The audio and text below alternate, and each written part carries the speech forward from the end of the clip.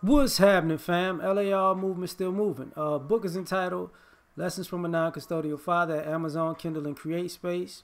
Link will be in the description box below as usual. Go get it. PayPal there also. They asked me to put it up, so I put it up. Thanks everybody for supporting. But this video though, this video is entitled Losing the Gift of Gab. I watch too much sports. Some people have a gift of gab, and they're good talkers. They're slick talkers. You know, you can sell water to a whale, right? But there comes a point where nobody wants to hear that no more. And there's some people who have the gift of gab to the point where when they lose it, they don't know how to react. And I've seen this play out in a lot of different scenarios where, you know, your gift became a curse. This is what I mean. There are parents out here. You can tell your child anything. They'll believe it. You have the gift of gab with your child. So you say something, they hanging on all your words, and then you forget everything you told them. And then they start, you know, say, you said such and such and such. I don't know, that's what I said. Okay. You said you would never do as I say, not as I do. That was an old school thing. And at a certain point, you know, people think about children growing up and being teenagers and being rebellious, but sometimes it's not them being rebellious. Sometimes you've lost the gift of gab as a parent because you've told so many lies that they don't believe nothing you say. You can't tell them nothing anymore. You raised them on a bunch of lies, and now they want the truth, and they don't believe the truth is in you. So you being able to tell them anything, you know, even if it's positive at a certain point, they're not trying to hear you because you lost that gift, because you've talked your way into to being ignored, with your own lies.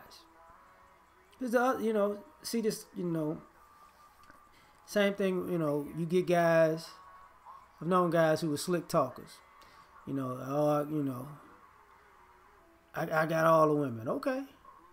And then there comes a point where you talk so much. You know how to get them. You know how to get them. You know how to get them. And you might over talk your gift of gab to the point where, you know, you've talked yourself out of people because you've talked yourself into so many people. You know, you forget names, you forget dates, you forget, you know, events. You jumble up people. You know what I'm saying? And then you can't talk your way out of that because people are looking for facts, and you ain't got them because you still thinking you could just run your mouth. Don't work.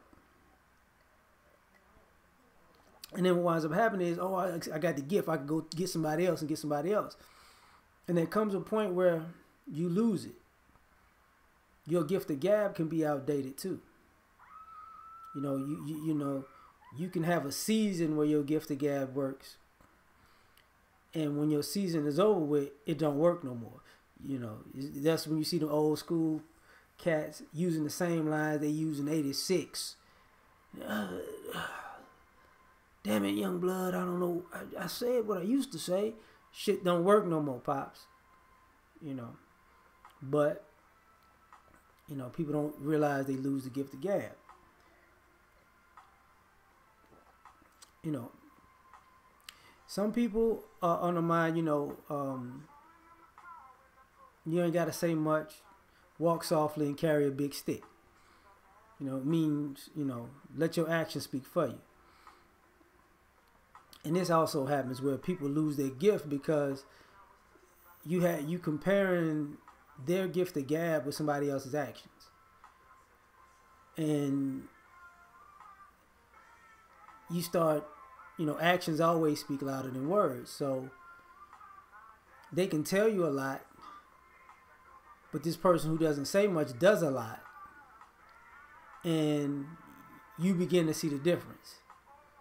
You know, thus, sometimes you get people with this dilemma where they like being around somebody who's charismatic, because it makes them feel great. And they get a high from them saying whatever they say. But there's somebody that does a lot that doesn't talk that much. And, you know, it vacillates. They're not as exciting, as entertaining as a charismatic person. But the charismatic person starts leaving you hanging so many times, you start to realize, you know, I'm a sucker for the gift of gab. And that's how they lose their gift of gab, because you start to realize somebody can tell you some smooth stuff and you just fall for it, you know. Thus, you know, kind of like when you can hear preachers hooping and hollering and the church go, but they ain't really saying nothing. At a certain point, you meet church members that's like, look, I need a word. I don't need this hooping and hollering. I can't take this. I need something real. I don't need the hooping and hollering. You know, same thing. Back in the day, poetry, you know, years ago, you know, I used to like poetry, but it also used to make me laugh because people would be so enamored about words. They'd be, oh my God, he said such and such, blah, blah, blah.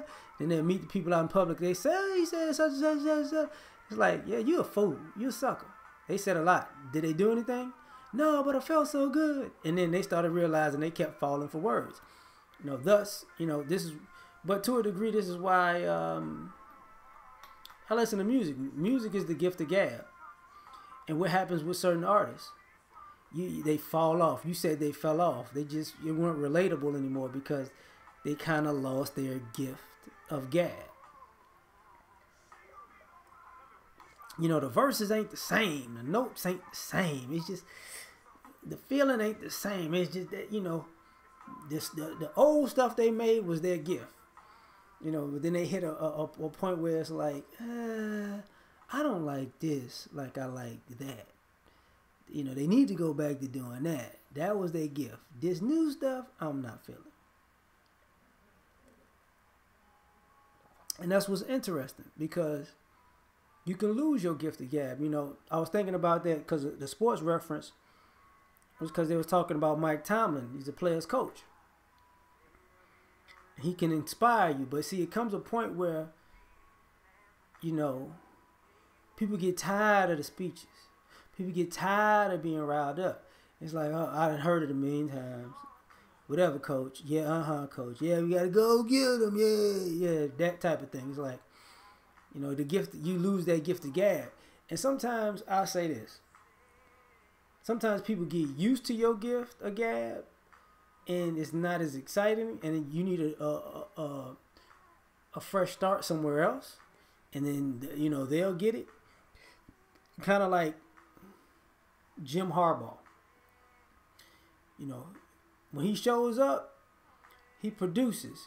Everything he does, the way he says stuff, the way he does stuff, it produces.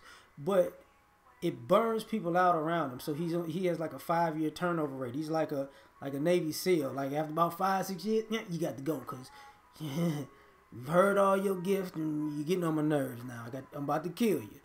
So that's the difference. You know, sometimes it just, your gift can wear out its welcome somewhere. And that happens. And ultimately, it's how can you adjust to losing your gift of gab? Because there are some people who all they got is their mouth. And if they lose their gift of gab, they don't really know how to operate because they've been getting by talking. You know, and that becomes problematic. You know, I've grown up with a lot of cats who, you know, they were slick talkers, but because they were slick talkers, they never really worked on having a better work ethic or being punctual or being dependable, you know, being responsible, reliable. They always talk to the point where when they lost their gift of gab, they didn't really have a leg to stand on. You know what I'm saying? And it's unfortunate because some of those cats wind up having kids and families and whatnot, and it trickles down into the kids because when you tell your kids something and they start looking at you like, man, Pop, you full of shit. Cause all you knew how to just slick talk, and then you trying to slick talk to kids, knowing you're not finna do what you say you're gonna do. That's a whole nother thing. To a degree, unfortunately, this is what got some of the guys I know tuned up and shot, cause they was, I could say whatever. I'm slick. Let me tell you something, man. There comes a point where people don't want to hear it. They want, look, man, $500. Man, let me tell you what happened. I don't want to care. $500. Man, let me tell you, I don't want to hear $500. And then they can't talk their way out of it. And, people got shot over shit like that. The principle of you can't even be honest about, you so used to having a gift of gab, you trying to talk your way out of something that you created. That's negative. To the point where somebody's going to have to show you that you're going to pay for that. You know what I'm saying? So, just another topic. Just had to bring it up. Like, share, and subscribe. Catch you on the next one. Deuces.